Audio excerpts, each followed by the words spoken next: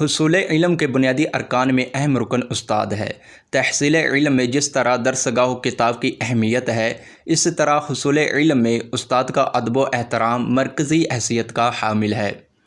استاد کی تعظیم و احترام شاگرد پر لازم ہے کہ استاد کی تعظیم کرنا بھی علم ہی کی تعظیم ہے، اور ادب کے بغیر علم تو شاید حاصل ہو جائے مگر فیضان علم سے یقیناً محرومی ہوتی ہے۔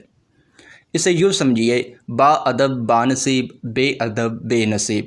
استاد کے ادب کے بے شمار فوائد طالب علم کو حاصل ہوتے ہیں، جن میں بعض یہ ہیں۔ امام برہان الدین زرنوجی رحمۃ اللہ علیہ فرماتے ہیں، ایک طالب علم اس وقت تک علم حاصل نہیں کر سکتا اور نہ ہی اس سے نفع اٹھا سکتا ہے جب تک کہ وہ اہل علم اور اپنے استاد کی تعظیم و توقیر نہ کرتا ہو۔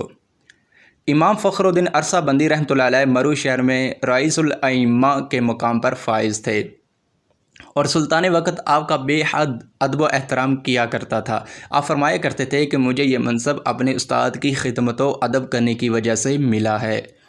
ادب کی برکت سے فکر و سمجھ کی صلاحیت میں اضافہ ہوتا ہے۔ ادب کرنے والوں کو اساتذہ کرام دل سے دعائیں دیتے ہیں، اور بزرگوں کی دعا سے انسان کو بڑی اعلیٰ نعمتیں حاصل ہوتی ہیں۔ ادب کرنے والوں کو نعمتیں حاصل ہوتی ہیں اور وہ زوال نعمت سے بچتا ہے، کیونکہ جس نے جو کچھ پایا ادب و احترام کرنے کے سبب ہی سے پایا، اور جس نے جو کچھ کھویا وہ ادب و احترام نہ کرنے کے سبب ہی کھویا۔ استاد کے ادب سے علم کی راہیں آسان ہو جاتی ہیں۔